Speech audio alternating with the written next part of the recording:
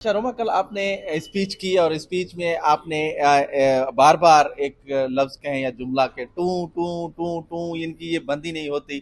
तो ये इसका जो मतलब है, मीनिंग है, वो क्या है? दूसरा, उन्होंने आपको रिप्लाई देते हुए कहा कि आप पहले दिन तो रिक्शा में आई थी, अब वीगो डाले में आ रही है। ये 3 सालों में आपने इतना पैसा भी कमा लिया है क्या? अच्छा, सबसे पहले तो मैं आपको बताऊं, ये टू टू टू कुदरती मेरी जुबान से निकला है ना। और ये इनको जवाब था। मैं समझती हूँ कि अल्लाह की तरफ से जो मेरे मुंह से निकला हुआ, ये इनको जवाब था इनकी इनकी न अहली पर। और दूसरी बात, जो ये कह रहे हैं रक्षा, तो ये तो अच्छी बात है ना कि एक अवामी नुमाइंदा होके रक्षे में आ रहे।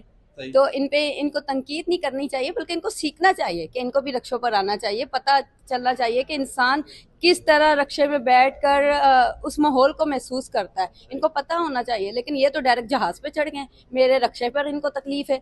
और आपको पता है, मैं खाली रक्षे में नहीं आई। मैं जब पिंक स्कूटी निकली थी तो उस वक्त मैं बाइक पर भी आई थी, यहाँ पे सारे मीडिया वालों को पता है। सही। उसके बाद जब पीपल्स पार्टी ने बस लॉन्च की थी, रेड बस लॉन्च की थी, मैं उस बस में भी ट्रैवल कर आई थी। अच्छा, वो भी सबको पता है, मेरी वीडियोस भी हैं, मेरी फोटोज है। लेकिन जो पीपल्स पार्टी के तरक्याती काम है, जिसमें एक बड़ा मंसूबा था बस का, अच्छा वो तो इन्होंने नहीं बयान किया। लेकिन रक्षे की बात इन्होंने की।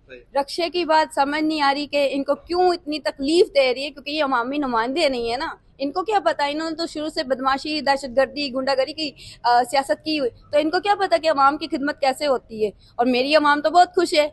उनको पता है जी, ये अवामी है, हम में से आई है। उनको लेकिन तो इनकी लेकिन इनकी तो टू टू हो गई बस।